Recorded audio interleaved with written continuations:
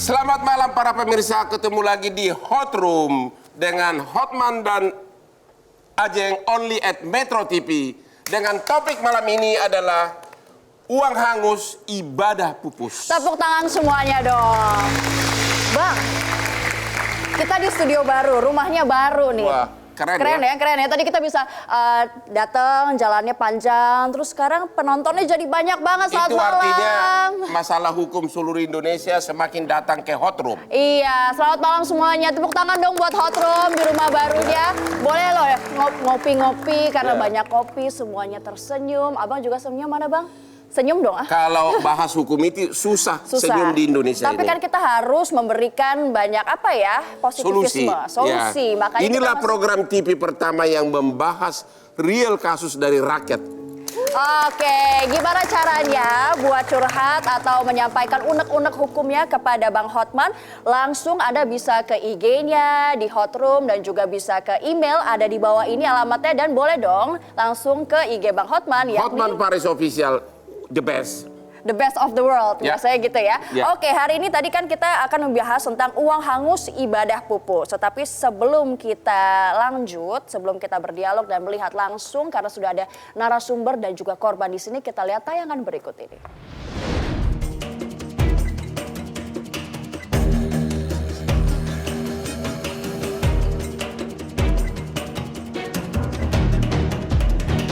Penipuan kasus berkedok travel umroh bukanlah hal yang asing didengar. Iming-iming dengan harga yang murah menjadi salah satu tipu muslihat untuk menarik para calon jamaah.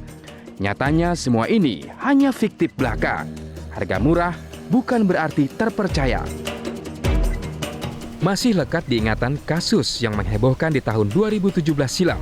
Penipuan berkedok perjalanan umroh First Travel yang dilakukan oleh sepasang suami istri, Andika dan Anissa Hasibuan, menambah deretan hitam kasus penipuan umroh di Indonesia.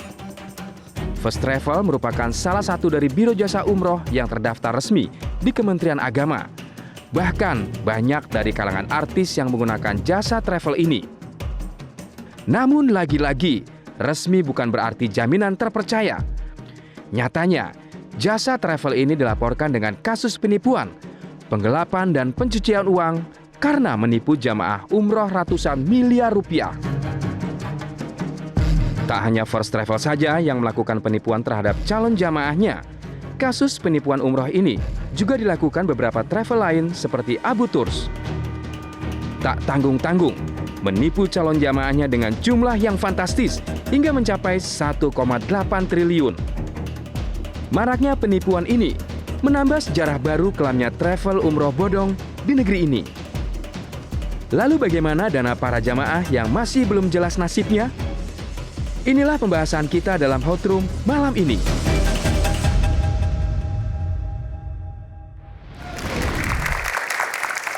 Itulah kira-kira pemirsa sedikit banyak apa yang akan kita bahas di malam hari ini selama 1 jam ke depan. Kalau misalnya Anda ingat kembali, ini kasusnya sudah bergulir kira-kira kurang lebih 1 tahun belakangan. Dan itulah kenapa, karena sebentar lagi kan musim haji. Benar. Jadi kita angkat kasus ini agar mengingatkan kembali, juga memberikan solusi bagi Anda yang mungkin juga pernah terjerat kasus seperti ini. Ada 2 narasumber dan juga ada 2 korban. Siapa aja Pak? Oke, jadi pelapor pertama di sini, korban pertama adalah Bapak Juherial. Ya, Selamat malam, didampingi Pak. oleh kuasa hukumnya Bapak Rizky. Terima kasih. Oke, Pak Juherial bisa diuraikan singkat kasusmu itu gimana? Pak Zuherial ini Ya. korban dari First Travel First ya? Travel, ya. Berarti ini tahun lalu ya Pak ya? Boleh. Ya. Terima Oke, kasih. Saya ini korban First Travel, dapat berita dari adik ipar Pak. Dia berangkat umroh sebelum 2017. Pakai First Travel. Travel dengan biaya 12.500.000. 12 juta. Sangat murah. Ya, sangat murah sekali. Itu. Jadi dia telepon saya. Dia mengatakan, udah. Itu akulah balik dari umroh. Nah, daftarlah karena First Travel itu terbatas promonya. Cepat, kalau lambat nanti nggak bisa lagi. Terus Anda setor berapa langsung? Tahun 2005, Berapa duit? uang store DP-nya 5 juta, orang Ya. 5. Orang 5 juta kan, Ya. jadi orang 5 juta Berapa bayar. orang yang berangkat? 5 orang, 7 rencananya. Jadi 7 Bapak orang. udah setor pertama 35 juta? 25 juta Ya. DP. Jadi dilunaskan Februari 2016 dilunaskan 45 juta. 45 juta ya. Orang 5 kan. Ada lagi tambah biaya administrasi. 300 per orang dari 1,5 juta. Berangkat, yang janjikan. Saya ditelepon dari agen First-Travel Jakarta. Pak Serial siap-siap berangkat. Kita berangkat Maret 2017. Jadi saya udah pesan tiket Pak dari Palembang. Udah pesan tiket. 12,5 juta tuh nggak termasuk tiket ya berarti? Bukan, itu uang administrasi. Lain. Biaya Palembang ongkos sendiri. Sorenya saya telepon lagi dari Putih. Pak, berangkat Bapak ditunda. Setelah haji. Saya bilang nggak begitu. Nah, jadi saya batalkan, saya sendiri berangkat Pak. Malam-malam langsung berangkat ke Jakarta. Paginya saya pergi ke kantor First-Travel di Simatupang. Ya, padahal Bapak udah siap-siap udah mau berangkat ya? Sudah. Ya, Koper udah dikirim, semua baju udah dibuat. Oke. Sudah siap semua. Itu dikasih tahu berapa hari sebelum berangkat? 4 hari. 4 hari sebelum ini umroh ya? Ya, umroh. Ya, jadi minimal Bapak ada di Jakarta tanggal 14 Oke. Oh, biar siap-siap Maret kan? gitu. Ya, Siap. tanggal 20 berangkat kan. Langsung pagi saya ke Simatupang, lihat udah ramai jamaah. Saya Sudah tanya, banyak yang banyak protes yang juga? protes, yang demo. Saya udah tahu kan. Saya tanya dengan polisi penjagaan, ada apa nih Pak demo yang festival umroh udah jadi berangkat? Perasaan udah nggak enak waktu Ya, itu. saya udah tahu. orang-orang ya. Saya udah tahu kan. Oh, saya dengar aja kan. Jadi saya naik ke lantai 21 kan. Saya bilang, direkturnya hadap dengan jemaah, jangan sampai ribut. Si Andika itu kan, rupanya diwakili dengan pengacaranya si Pak Diski Esa. Ya. Alasan kendala teknis, ada suratnya kan. Kendala teknis. Kata kendala teknis. Ya. Ya. Jadi dibilang siapa yang tidak mau berangkat, uang bisa dikembalikan tanpa dipotong 100% dikembali. Oke. Tapi siapa mau berangkat, nambah biaya lagi 2,5 juta. Yaudah. Nambah 2,5 juta. Lagi. Oke, terus? 2,5 juta itu untuk charter pesawat khusus. Oke. Untuk diberangkatkan Mei Juli. Nah, sebelum haji kan. Saya ikut nambah Pak. Nambah lagi dari 2,5 juta. Ada orang 5. Kali 5. Kali 5 orang. 2,5. Ya. Saya bayar di kantor pusat di Kuningan. 12 Bukan kantor KPK kan. ya. Yang penting berangkat aja Ya, udah kan ini sebelum kan haji. mengharap kan. Saya pulang ke Palembang. Nah, nunggu berapa hari, pas saya nonton di acara TV, Metro TV, wawancara, Andika udah ditangkap polisi. Nah, itu selang berapa hari setelah Bapak waktu itu ketemu tuh? Itu ya selang 1 bulan lah. Saya telepon, nggak ngangkat lagi, ajudannya, satpamnya, foto subuh. Saya sudah, nih gagal berangkat, jelas gagal. Saya berangkat lagi Pak ke Jakarta. Langsung saya pergi ke kantor Kuning, saya ancam, jangan main-main dengan orang Palembang, saya bilang. Ya, kamu nipu nih. Jadi saya diantar Pak ke lantai 3 di Kuningan. Ya. Jadi bertemu dengan pengacaranya Rizky kan, pengacaranya si Andika. Nah, saya masukkan repan Pak, minta kembalikan uang. Saya masukkan permohonan. Jadi sudah dibaca, nanti Pak ini kami proses. Yang permohonan Bapak ini 1 minggu mungkin kita cairkan. Bapak kembalilah ke Palembang. Oh, dijanjiin Janji mau Janji cair lagi. semuanya. Janji Janji yang keberapa nih? Janji 3 Pak. Janji yang ketiga ya. Aduh, jadi diminta nomor rekening saya. Rekening Oke. BRI Pak. Saya nomor rekening BRI kan. Nah, ini. Saya tunggu enggak ada cair. Sampai sekarang? Iya. Saya Berangkat juga enggak, cair juga Iya, enggak saya uang. telepon putus hubungan. Dan sudah mulai dah dia disidik, begitu Ya, kan? sudah ditangkap. Sudah ditangkap, sudah ya, oke. Ya, sudah Suami ditangkap pun istri dijanjikan udah. saya. Ya. Nah, saya datangi ke Baris Krim, Pak. Ya, mungkin isi formulir pengaduan Itu masyarakat. banyak Ya. kan Nah, saya adu berbondong-bondong kan, ya, orang-orang mau anu kan. kan. Saya pergi sana. Saya pertama kali yang ngadu, Pak. Yang lain belum. Jadi Jadi sampai hanya sekarang nggak jelas. kesan Bapak terakhir hanya sebagai pelapor, itu aja? Ya, pelapor. Korban? Korban. Uang tidak pernah nongol Tidak sampai pernah hari lagi, ini? Sampai hari ini. Akhirnya September saya ditelepon oleh penyidik polisi, Letkol Arpan namanya. Pak Sarial datang ini minta apa? Berita acara Di tambahan. BAP ya? Ya, BAP tambahan. Terus ikut nggak diperiksa sebagai saksi korban di Ya, dipanggil persidangan? ya. Oke. Saya panggil diperiksa.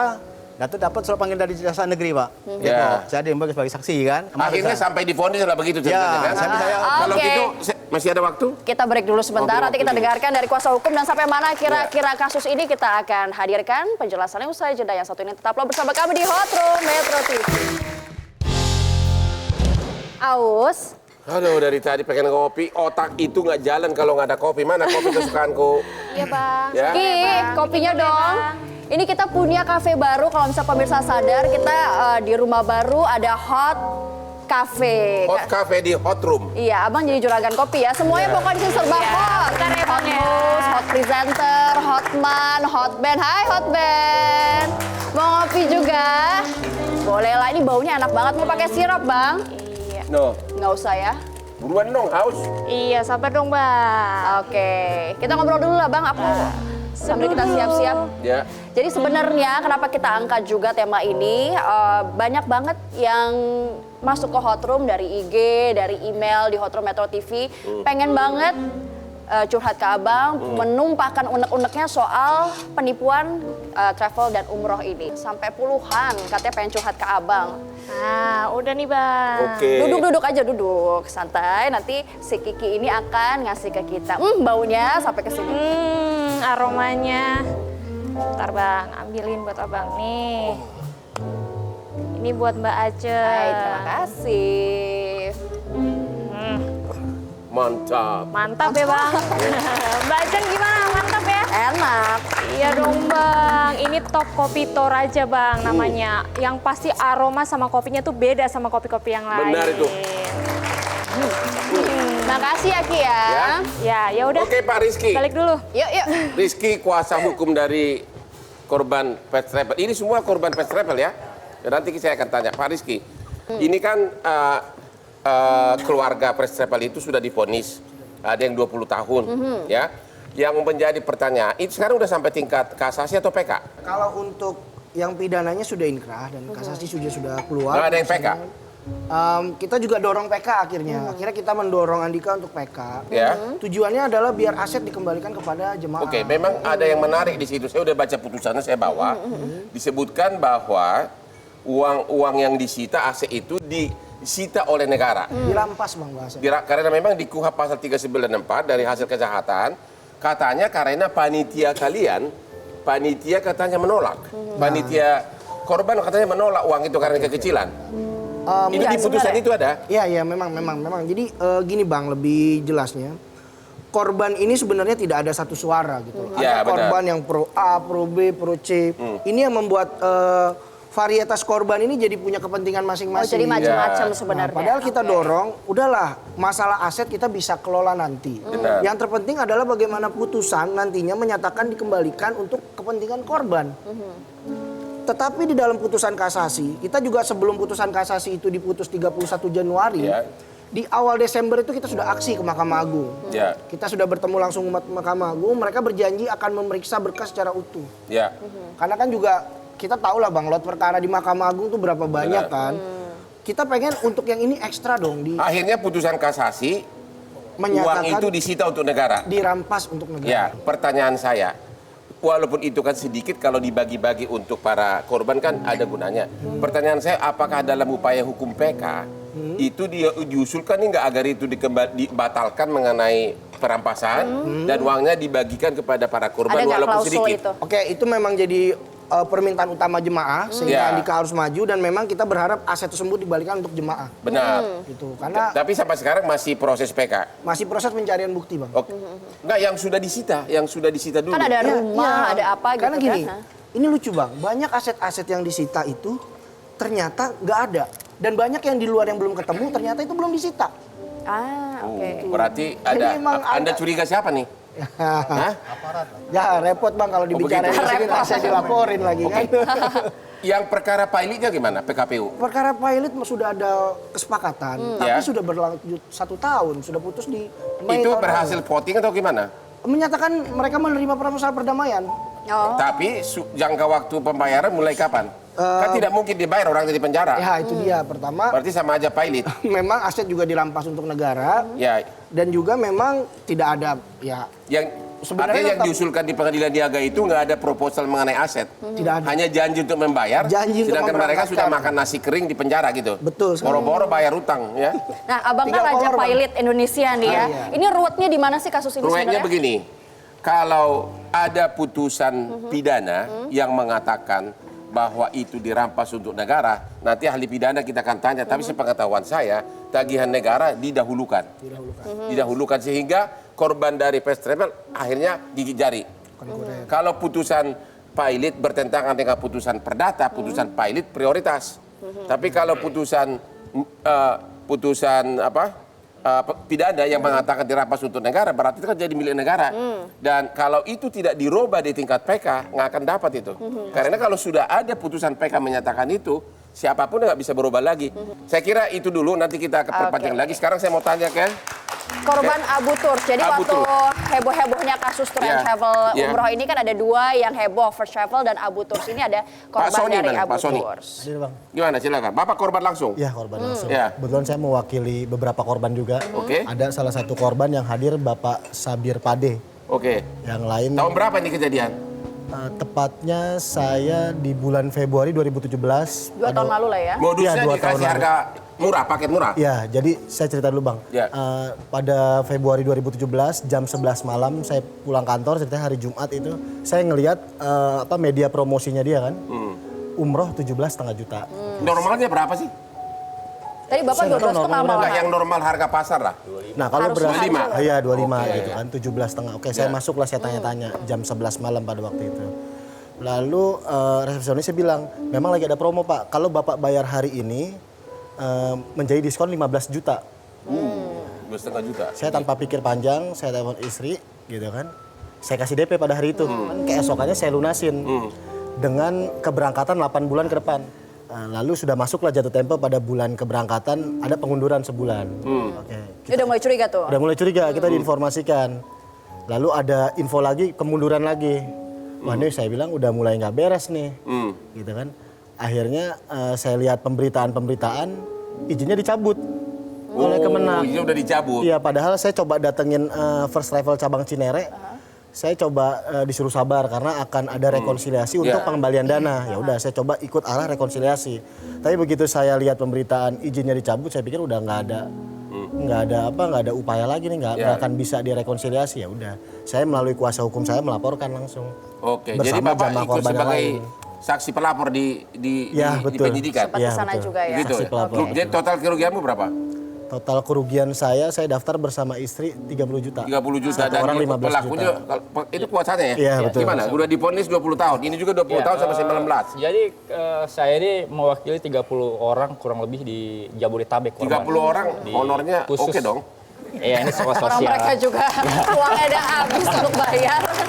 Jadi Terus. untuk korban di Jakarta yang melapor di Barreskrim waktu itu, saya lapor di Barreskrim, itu di Makassar sudah proses ini penyidikan. Karena orangnya di Makassar kan yang punya jadi, kan. laporan di Makassar udah proses penyidikan, otomatis karena pidananya sama dan juga orangnya juga sama, ya disatukan di sana semuanya. Di Makassar. Makassar sana. Oke. Jadi kurang lebihnya singkatnya saat ini kita menunggu putusan kasasinya. Divonis di PNPT itu 20 tahun. 20 dan 19 Saya tahun. nggak melihat di putusannya itu ada perampasan harta, nggak ada. Kalau perampasan harta ada di situ, kalau saya lihat beritanya ada di situ. Di putusan ada nggak harta dari Ya, perusahaan ini yang disita? Kayak ada mobil, ada Iya, ruko gitu ya. kalau gini, kalau putusan pun, kalau saya juga belum lihat secara lebih detail terkait aset-asetnya, tapi dari pemberitaan yang jelas vonisnya 19 tahun dan ada denda juga di situ dan juga ada asetnya kalau menurut berita, tapi kalau menurut detail putusannya saya juga belum baca. Aku baca gitu. tidak ada perampasan untuk Nggak ada malahan. Nggak ada. Kalau First Travel ada. Ya. Jadi emang pada intinya di sini juga First Travel kan juga hampir sama dan juga Ya. mirip ya. Ya. Nah, korbannya juga tidak menginginkan seperti sama dengan First Travel korban Ya, karena tanpa ada kepastian pengembalian gitu. Ujung-ujungnya pasti begitu karena juga ada pilotnya juga, ada TPPU-nya juga, ada penipuan penggelapan juga. Di sini juga kurator kesulitan untuk sita aset karena ada sita umum, ada sita Pidana. apa tuh pidana, Sita pidana, di situ. ya. Akhirnya ya kita juga sebenarnya juga butuh kepastian kembalian atau berangkat gitu. Nah, itulah yang jadi konflik nggak berujung di sini. Dan akhirnya dua-duanya sudah dipenjara Sudah di penjara, dan sudah divonis. asetnya sudah nggak ada. Asetnya udah nggak ada. Jadi udah. jangan harap lagi untuk berangkat. Itulah makanya kepastian itu yang jadi masalah kita bersama di situ. Nah, kita kan nanya juga bagaimana side-nya dari ahli hukum nanti setelah jeda dan juga ada perwakilan dari Kementerian Agama. Usai jeda kita akan berbincang lagi dalam Hot Room Metro TV. Ya, pemirsa, kembali lagi di Hot Room Hotman Ajeng Only on Metro TV. Pemirsa, mungkin Anda di rumah sudah punya rencana untuk pergi umroh atau bahkan haji, sudah register. Nah, saya mau ngasih tahu, Anda harus berhati-hati karena dalam memilih travel itu memang harus ada antisipasi. Ini dia kita punya tips dan triknya bagi Anda untuk mencegah menjadi korban selanjutnya dari travel-travel yang membohongi Anda. Gampang tipsnya, yang penting Anda harus cermat dan waspada. 5 tips menghindari penipuan umroh. Yang pertama, jangan tergiur iming-iming harga murah. Kalau tadi Anda sudah mengikuti Hot Room dari awal, awal harga-harga yang ditawarkan memang murah, tetapi setelah melihat harga yang murah, hey, jangan langsung tergiur. Tips yang kedua, cari tahu nama tour dan travel. Namanya asing nggak terdengar ya? Kalau terlalu asing, nggak pernah dengar atau mungkin nggak ada referensi, nah ini harus di blacklist pemirsa. Apakah Anda punya website dan platform media sosial yang aktif? Nah, website-nya harus Anda lihat dulu pemirsa. Website-nya apakah terdaftar? Platform media sosialnya Anda juga harus lihat, ada nggak jemaah yang sudah pernah diberangkatkan? Selanjutnya kita lihat tips yang ketiga. Nah, ini emang agak PR sedikit, tapi gampang kok pemirsa untuk cari di internet. Terdaftar tidak di Kementerian Agama. Nanti kita akan tanya dari perwakilan Kemenak gimana caranya untuk melihat tour and travel yang terdaftar di Kementerian Agama.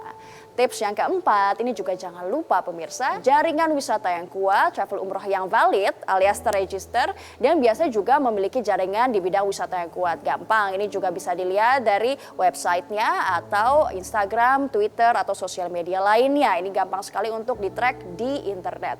Yang terakhir, ini juga harus diingat dan tidak boleh luput, visa. Kalau mau berangkat, Anda pasti harus punya visa. Nah, visa biasanya kalau misalnya umroh atau haji itu tidak bisa kita ajukan perorangan. Ini juga harus biasanya diajukan bersama Biro Travel and Umroh. Nah, itu dia, semoga bisa bermanfaat bagi Anda. Kita langsung saja ke Bang Hotman. Kita lanjut, Bang. Bu, ini semua korban first travel ya? Ada berapa orang nih? Ini ibu-ibu satu geng nih kayaknya Satu nih geng ya. ya? Dari mana? Di Jakarta. Terima kasih sudah datang ke Hotman. Dari Jakarta. Ibu Nur yang mana? Nah, ini nih, di sini, Bang. Katanya Ibu Nur yang paling banyak kerugiannya. Ada. Emang ibu yang paling kaya di sini?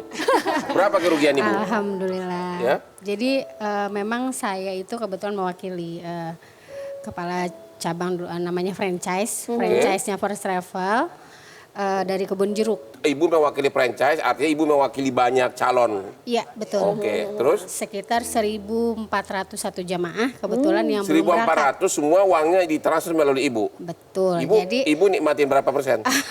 Justru ibu juga jadi korban. justru malah saya juga jadi dikejar-kejar korbannya. sama jemaah ya, Bu ya. Betul banget, itu betul Jadi banget. semua kasih ke ibu duitnya, baru ibu transfer Ke First Travel. begitu betul. prosesnya? Betul. Total yang ibu kumpulkan semua dari anggotamu ini ada berapa duit? Kalau total kerugian kemarin yang kalau udah saya data yang untuk refund itu ya semua dari 1.401 jamaah itu berkisar antara 25 sampai 30 M. Jadi ya lumayan juga.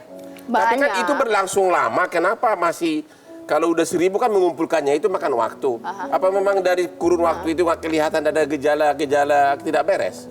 Jadi gini, memang pada awalnya itu mereka lancar lah gitu ya. Misalnya kan kita Ada beberapa yang berangkat gitu.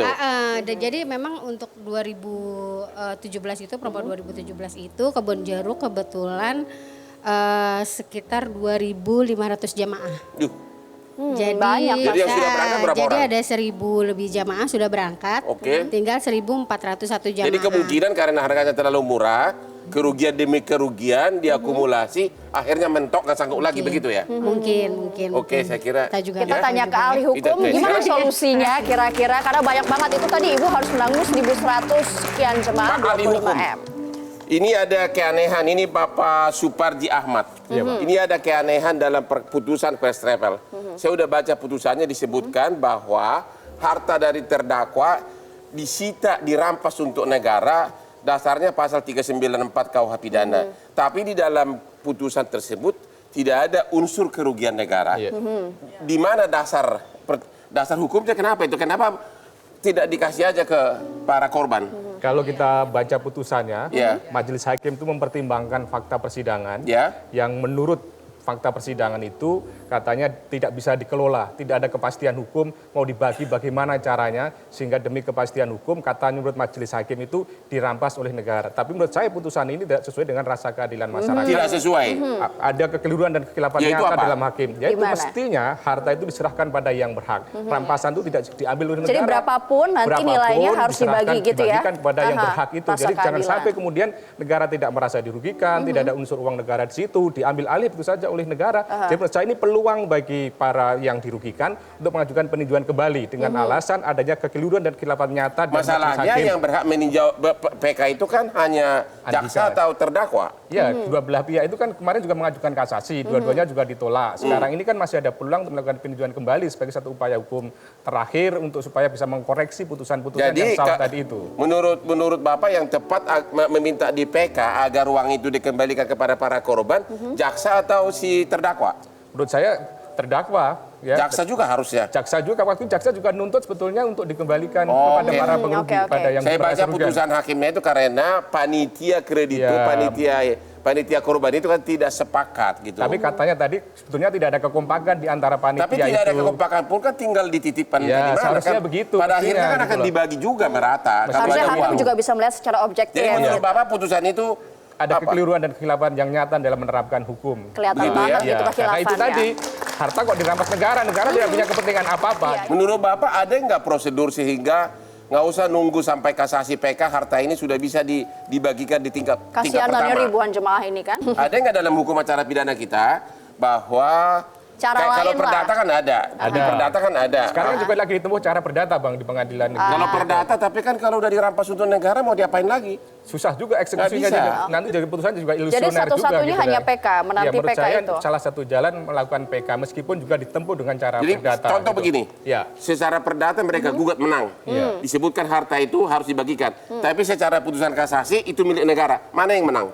Ya menurut kasasi akhirnya kan yang dilaksanakan. Karena tagihan negara, dianggap itu milik negara. Iya sudah dilaksanakan. Tagihan negara selalu di atas. Privilege daripada di atas tagihan privat. Iya betul Bang. Gitu. Begitu ya. Jadi sudah jatuh tangga, sudah jatuh di tingkatan pula gitu. Iya. Ini sebetulnya tragedi hukum kita Bang. Kasihan para jamaah kita yang mestinya negara juga harus hadir untuk membela kepentingannya. Apakah Kementerian Agama bisa intervensi? Kita tanya sama Pak Ali. Pak Ali dari Kementerian Agama bagaimana? Saya mau tanya langsung deh. Langsung. Orang perusahaan kalau untuk biro travel begitu, memang tidak ada persyaratan harus membuat deposit uang dulu gitu loh. Deposit uang dulu di bank sebagai jaminan yang dikelola oleh kementerian sehingga kalau ada kerugian maka uang itu bisa dipakai. Nggak ada syarat begitu? Kalau di dalam syaratnya di Kementerian Agama ada deposit nilainya 200 juta Pak. 200 juta ya, Mas, karena betul. Sementara itu untuk menangani persoalan-persoalan yang overstay di sana. Ya hanya untuk yang hal-hal yang kecil kan. Tapi untuk seperti kasus first travel ini sampai tidak ada gitu. Tidak ada Pak. Apakah memang tidak kepikir untuk bikin peraturan semua biro travel yang mau terutama untuk untuk umroh dan ini harus ada deposit untuk sekian miliar. Untuk mencegah hal-hal yang kayak gini terjadi. Langkah sekarang yang dilakukan Kementerian Agama adalah semua uang setoran yang ada oleh jemaah itu wajib disetorkan ke BPS Syariah ini yang setelah ada kejadian seperti ini ya. Jadi uang itu dihimpun di sana Pak, tidak oleh PPIU sendiri mengelola itu. Tapi itu kan sesudah uang terkumpul. Gimana sudah masuk rekening dia tapi nggak disetorkan, keburu dibawa kabur? Jadi 1 kali 24 jam PPIU yang menerima setoran itu wajib menyetorkan langsung ke BPS kan kita sudah memanggil itu kan. Ketahuan udah nyetor atau enggak gimana? Ketahuan setor, makanya setiap jamaah yang sudah ini akan diinput di dalam sistem kami. Ada sistemnya yang input siapa? Yang si PPIU dan jamaahnya ada di situ wajib menginput nama yang bersangkutan. Mana tahu cara nginputnya kalau kayak beliau ini kalau dari daerah. Kalau diinformasikan misalnya. Ya, ini yang kita lagi mau sosialisasikan terkait aplikasi kerja. Pertanyaan saya begini, kan setiap biro travel itu kan harus ada izin ya? Izin operasional. Operasional. Betul. Apakah tidak sebaiknya dibuat persyaratan? Salah satu syarat diterbitkannya izin harus deposit 10 miliar di bank begitu yang dikelola oleh kementerian. Untuk menjamin misalnya hal seperti ya, sebagai dana abadi untuk menjamin. Betul. Selama ini memang sudah ada jaminan, cuma nilainya yang masih 200 juta. Cukup, Pak. Itu hanya ini mungkin menjadi bahan pertimbangan Kementerian Agama untuk memperhitungkan itu. Oke, kita akan lanjutkan pembahasan kita soal topik kita pada malam hari ini. Tetaplah bersama kami di Hot Room Metro TV.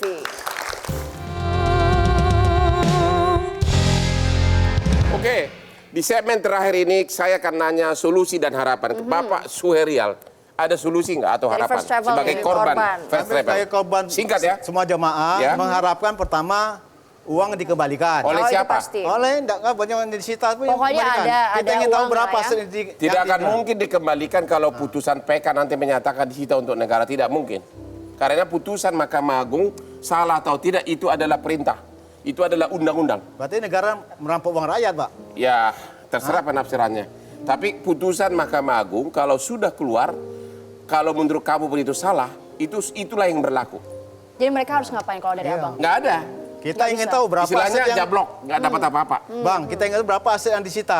Zaman sekarang belum tahu. Begini, kalau berapapun yang disita, kalau putusannya itu menyatakan harta yang disita untuk negara, berarti 1 sen pun kalian nggak dapat. Apakah itu putusan salah atau tidak, itu adalah putusan. Nggak adil dong bang. Jadi berarti, kalian itu solusinya adalah agar jaksa dan terdakwa dalam permohonan PK-nya itu mengajukan, sama-sama mengajukan bahwa itu tidak ada alasan untuk negara, tapi itu agar dikembalikan untuk dibagikan kepada para korban. Hanya itu Pak. Atau kalian rame-rame ke Mahkamah Agung. Nah ini semuanya gitu loh. Kita kan 3 kali di Temanggung, 3 kali ada demo. Ya coba lagi terakhir. Ada Nggak ada surga gunanya dikasih. kalian demo di mana-mana. Pada akhirnya siapapun yang tidak bisa melawan putusan PK, presiden pun tidak bisa merubah itu. Kalau udah putusan begitu, apalagi pidana. Kedua, Pak. Ya. Kedua cuma kalau bisa diberangkatkan. Oleh siapa? Negara, Lapindo dibayar. Apa bedanya? Nah, itu salah satu alternatif. Nah, itu. Pak Ali, Ya, Pak Ali gimana Jati Yudin dari Kementerian Agama.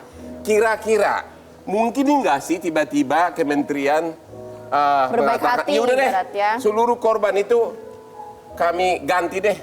Atau Kementerian juga sekarang lagi sibuk di KPK kan? Gimana Pak kira-kira? 150.000 jemaah. Jadi Ya, kalau dari sisi penganggaran di Kementerian Agama, Tidak ada. untuk penganggaran memberangkatkan yang gagal berangkat oleh PPU sampai hari ini belum ada Pak. Tidak ada anggaran itu katanya. Di Kementerian Agama tidak ada anggaran untuk memberangkatkan kalian. Jadi Solusi gimana kedua apa lagi? solusinya?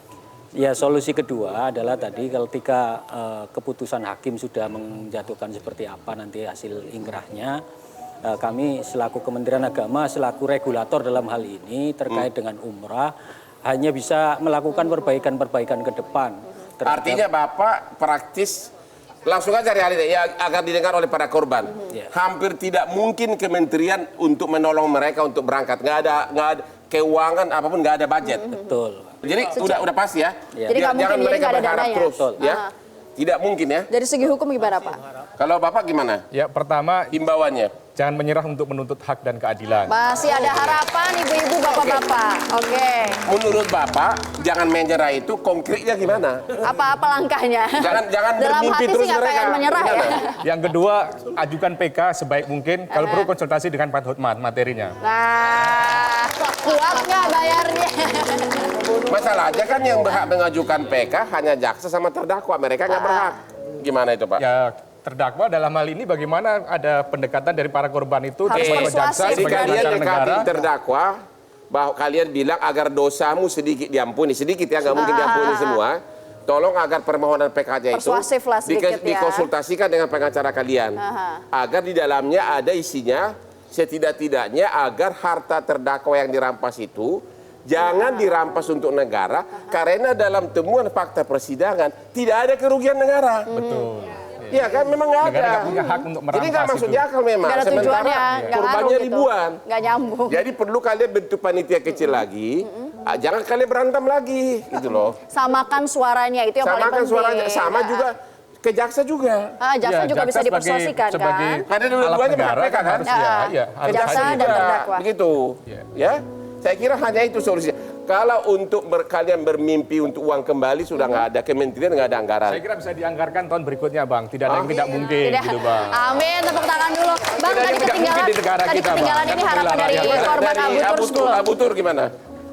Harapannya apa? Saya mewakili korban, Bang. Perspektifnya sama sih dan kata hati seluruh korban. Pengembalian dana atau berangkat ibadah, udah itu aja. Dua itu aja. Oke, tepuk tangan dulu. Boleh ya kita solusi hot room karena masih ada beberapa orang Ini yang ingin surat bertanya. Andika. Silakan solusi Kejaksaan hot itu. room.